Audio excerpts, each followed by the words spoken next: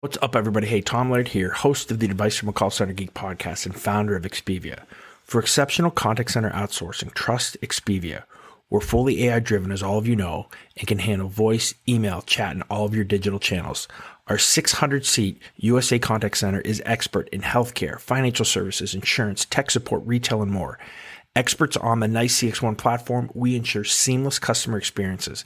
DM me or visit expiviausa.com for more. This is Advice from a Call Center Geek, a weekly podcast with a focus on all things call center. We'll cover it all from call center operations, hiring, culture, technology, and education. We're here to give you actionable items to improve the quality of yours and your customers' experience. This is an evolving industry with creative minds and ambitious people like this guy. Not only is his passion call center operations, but he's our host. He's the CEO of Expivia Interaction Marketing Group and the Call Center Geek himself, Tom Laird. Hi there, fellow Call Center Geeks. How are you? My name is Tom Laird. I'm the CEO of Expivia Interaction Marketing and your fearless host here of Advice from a Call Center Geek, the contact center and call center podcast, where we try to give you some actionable items that you can take back to your call center to improve the quality, to improve your agent experience, and obviously then to improve, hopefully, the overall customer experience for all your customers. I owe everyone a huge apology. We had thought that we are going to be able to get more advice from a call center geek, the new book that we have out. We thought we were going to be able to do that last Tuesday. Then we thought we could push it to Thursday. Well, here we are now the next week and the next Tuesday, and it's still not published. So we ran into some technical difficulties on the editing side and also on the Amazon side that we have now finally, I just about 15 minutes ago, found out we totally fixed. We are going to probably take one more day to make sure that everything is set where it needs to be. So we're going to now publish on Thursday. I am just holding that. Whether I have to be up all night to get that out, we will get this thing out on Thursday. So again, if you have not gone to moregeek.callcentergeek.com, it's just a simple landing page that we have set up that I'm asking for your emails if you'd like to receive a free copy of the digital version, especially those of you who've already purchased the first version of the book. I didn't want to have you purchase the second one. And we're going to give, or I shouldn't say giveaway, we're going to try to sell the paperback version at the lowest possible price that Amazon will allow us. So I'm going to try to do that for like $3, something right around that dollar amount. All right, so that's Thursday. Again, I apologize for the delay. I know a lot of you have been looking forward to it. We've been looking forward to trying to get it out as well. So it's been kind of a pain in the rear, but I think we got it all under control now. All right, so for today's episode, two podcasts ago, so 2 weeks ago, we did a podcast that was focused on attendance. That was probably, it should have been probably done a while ago, since attendance is such a big piece of everybody's call center, and everybody's always searching for kind of that magic that magic bullet on how to fix it and make sure that everything can be shored up and have the best attendance policies and attendance culture possible. One of the I guess points that we talked about there, which was our You on the Paycheck policy, which talked about the pay multiplier, has garnered a ton of additional questions, which is pretty cool. So a lot of you guys have asked, how do you implement this? Had some other questions to kind of dig deeper into it. So that's what I want to do today, because I think it's a huge piece of our attendance puzzle that we fixed.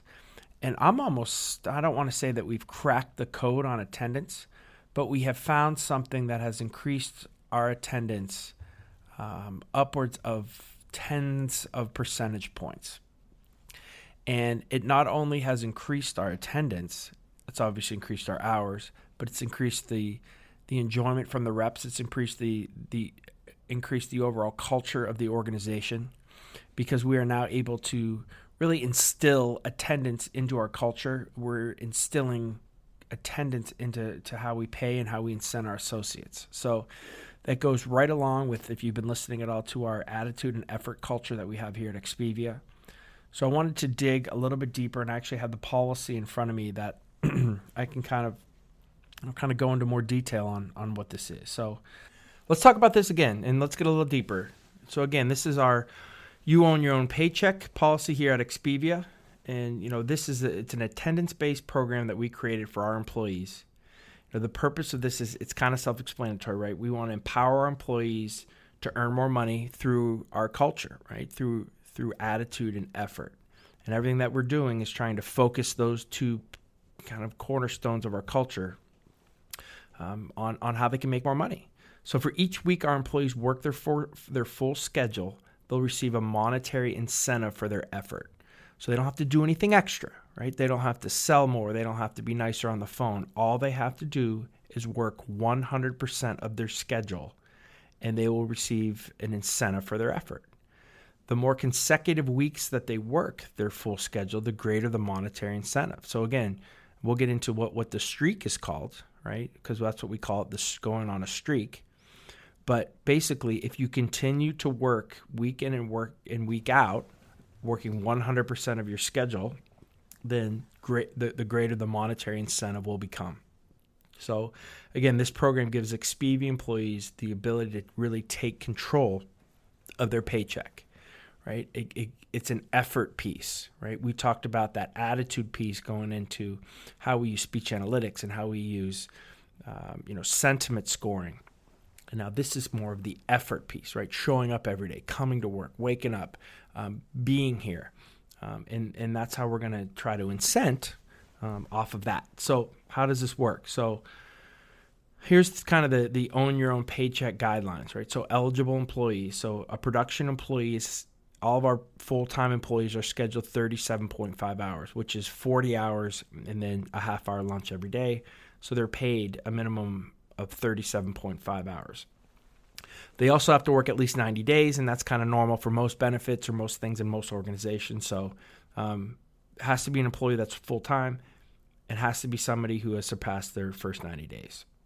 So then what we establish is the associates, what we call the controlled base rate. And that's the rate that they're making right now. So if you're an associate that's making $11, $12, $13, or $14 an hour, whatever your base rate is right now, that's what it will always be. You'll never make less. There's no penalty pricing, I guess that's what we're saying here. There's no penalty for not working your hours. So the worst rate that you'll ever make is what you're making now, or what the base rate is when a rep comes in, which for us is, can be in that $11, $12, $13 an hour range. So that's called your controlled base rate, and that's kind of your launching pad for the incentive. So let's just say for the sake of this that we're talking about a $12 an hour associate. Okay, so that's our controlled base rate that we're going to use as we continue down this.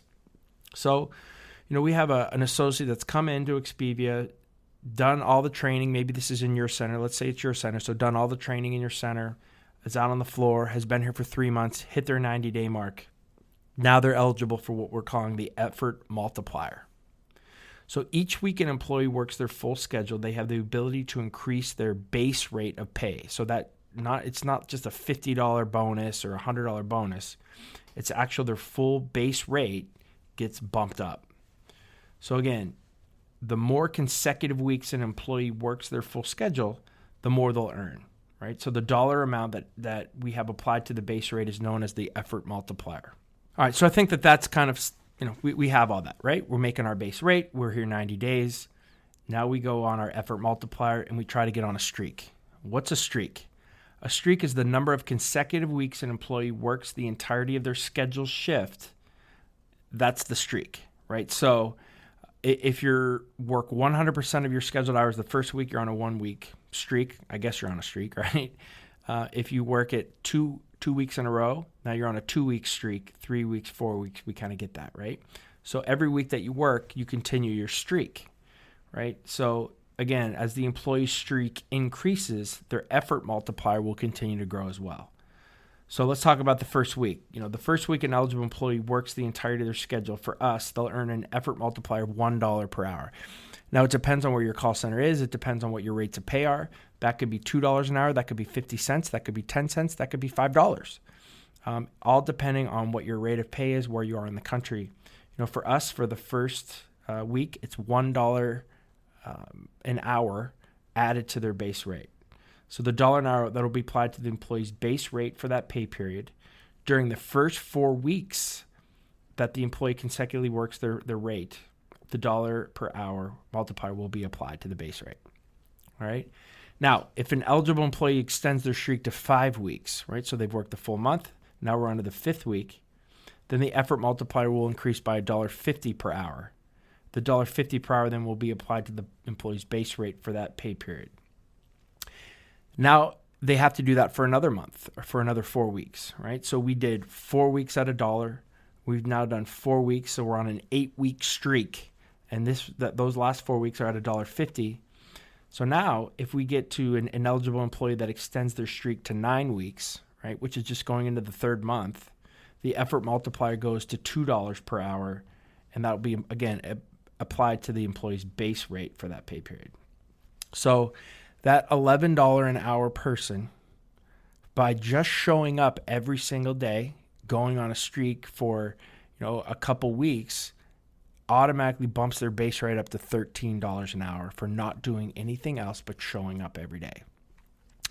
And you ask, well, why does that make sense? Well, for us, obviously the quality of your work is really important, and we have a lot of, things that play into that from our QA and from our speech analytics and how we monitor and train, right? But the bottom line is we have to bill for billable hours. I can't bill if you're not here, because we would lose clients if we did that. So the more that you're here, the more money we can bill, right?